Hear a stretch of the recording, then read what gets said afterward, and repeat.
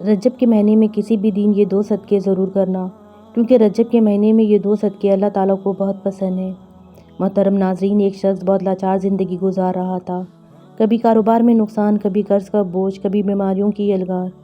ایک دن وہ روتا ہوا ایک بزرگ کے پاس جا پہنچا اور کہنے لگا، حضرت میں کیا کروں، میری زندگی دکھوں کا گھر بن چکی ہے۔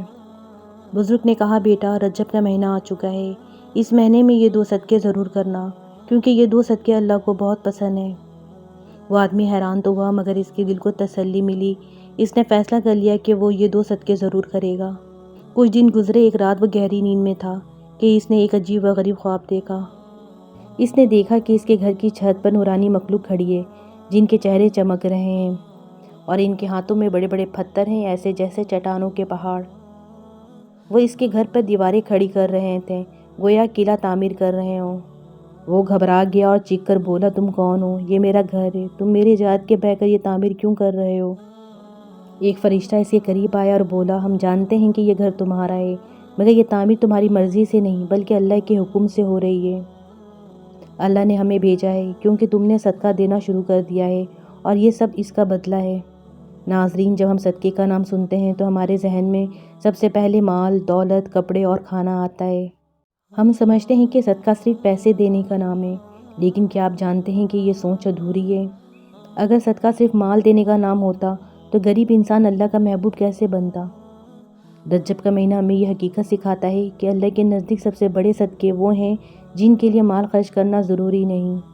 نبی کریم صلی اللہ علیہ وسلم اللہ کے سب سے محبوب نبی اس لیے بنے کہ آپ صلی اللہ علیہ وسلم نے اپنی پوری زندگی 2 ایسے صدقے اپنائے جو اللہ کو سب سے زیادہ پسند ہیں، اور یہی 2 صدقے اگر آپ اپنی زندگی میں شامل کر لیں تو آپ کی دعائیں بھی قبول ہوں گی، دکھ بھی کم ہوں گے اور زندگی سکون سے بھر جائے گی۔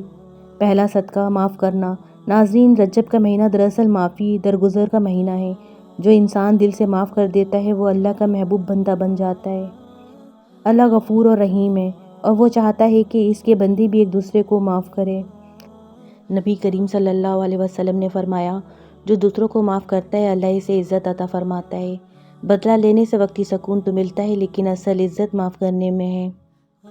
اگر آپ چاہتے ہیں کہ آپ کی دعائیں قبول ہوں، پریشانیاں دور ہوں، رزق میں برکت آئے اور گناہ معاف ہوں، تو دوسروں کو معاف کرنے کا صدقہ اپنی عادت بنا لیجیے۔ دوسرا صدقہ، صبر کرنا۔ ناظرین، صبر بھی صدقہ ہے، یہ دل اور جذبات کا صدقہ ہے۔ جب انسان تکلیف کے باوجود شکوہ نہیں کرتا، نقصان میں اللہ پر بھروسہ رکھتا ہے اور آزمائش میں صبر اختیار کرتا ہے، تو یہی صبر اللہ کے نزدیک سب سے قیمتی صدقہ بن جاتا ہے۔ نبی کریم صلی اللہ علیہ وسلم کی پوری زندگی صبر کی مثال ہے۔ یتیم کا صبر، طائف کے پتھروں پر صبر، اولاد کے غم پر صبر۔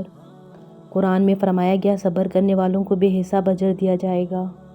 رجب کے مہینے میں اگر ہم صبر اور معافی کو اپنا لیں تو یہی 2 صدقے ہمیں اللہ کے قریب کر دیتے ہیں۔